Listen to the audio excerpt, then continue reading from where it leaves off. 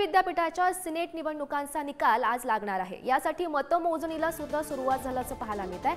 मुंबई विद्यापीठाच्या 10 नोंदणीकृत पदवीधरकांच्या जागांकरिता 24 सप्टेंबरला मतदान पार पडलेलं होतं। आज या निवडणुकांची मतमोजणी केली जाणार आहे। या 10 जागांवरील निवडणुकीसाठी एकूण 28 उमेदवार रिंगणात उतरलेले आहेत। या सिनेट निवडणुकीमध्ये ठाकरेंची युवा सेना आणि अखिल भारतीय विद्यार्थी परिषद यांच्यात थेट लढत होणार आहे। त्यामुळे ठाकरे की भाजप कोण नेमकं बाजी मारणार याकडे सर्वांचंच लक्ष लागल्याचं पाहायला मिळत आहे। तर युवा सेना आणि अभाविपचे कोणते उमेदवार निवडणुकीच्या रिंगणात उतरलेले होते पाहूयात। युवा सेना उमेदवार आपण पाहतोय प्रदीप सावंत, मिलिंद साटम, परम यादव, शशिकांत जोरे, स्नेहा गवळी। तर अभाविपचे उमेदवार हर्षद भिडे, प्रतीक नाईक, रोहन ठाकरे, रेणुका ठाकूर, राजेंद्र सायगावकर।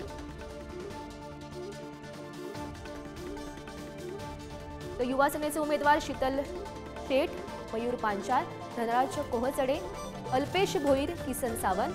तर अभाविपचे उमेदवार निशा सावरा, राकेश भुजबळ, अजिंक्य जाधव, प्रेषित जयवंत, जयेश शेखावत हे जे उमेदवार आहेत ते निवडणुकीच्या रिंगणात उतरल्याचं पाहायला मिळतं।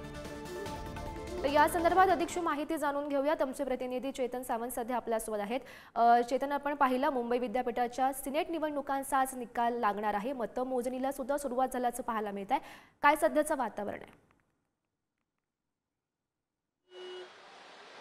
आपण पाहिलं तर बहुचर्चित अशी ही सिनेट निवडणूक आहे। दोनदा स्थगिती देण्यात आली होती या निवडणुकीला, मात्र मंगळवारी ही निवडणूक पार पडली। या निवडणुकीत 7200 एवढे मतदान झालं। मात्र जर हेच मतदान रविवारी झालं असतं तर नक्कीच 30 ते 35 हजार पर्यंतची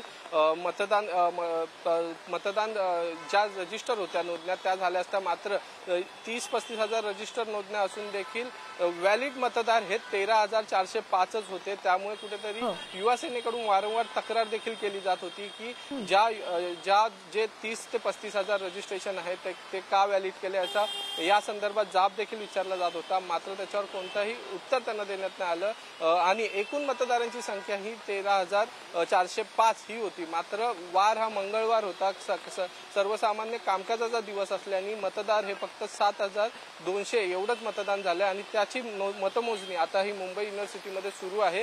या सकाळी सर्वात पहिलं हे मतदान बॅलेट पेपरवर होतं, त्यामुळे या मतदानाच्या मतमोजणीची जी प्रक्रिया हिला खूप उशीर लागतो, याचा निर्णय यायला खूप उशीर होतो। यामध्ये देखील 2 भाग येतात। एक म्हणजे खुल्या वर्गासाठी म्हणजे ओपन कास्टसाठीचं जे मतदान झालं असतं ते एका बॅलेट पेपरवर होतं आणि पसंतीद्वारे ही मतं दिली जातात 5।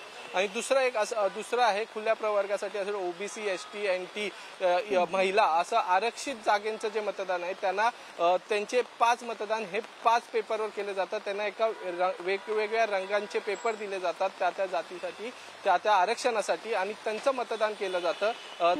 त्यामुळे सगळ्यात पहिला जो निकाल येईल तो ह्या जातीय वर्गाचा येईल, म्हणजे आरक्षणाचा पहिला निकाल येईल। आणि त्यानंतर जे ओपन म्हणजे खुल्या वर्गासाठी जे उमेदवार आहेत 5 त्यांचा निकाल हा खूप उशिराने येईल, कारण की बॅलेट पेपरवर झालेले मतदान असल्याने मतमोजणीला खूप वेळ जातो। सध्याची परिस्थिती आपण पाहिली असेल तर बॅलेट बॉक्स हे ओपन करून सध्या व्हॅलिड आणि इनव्हॅलिड ही मतदान कोणते आहेत हे आता पाहिलं जात आहे आणि त्याची आता चेकिंग ही सध्या सुरू आहे। नक्कीच चेतन, या निवडणुकीत नेमकी कोण बाजी मारणार याकडे सर्वांचं लक्ष लागल्याचं पाहायला मिळतंय। धन्यवाद दिलेल्या सविस्तर माहितीसाठी।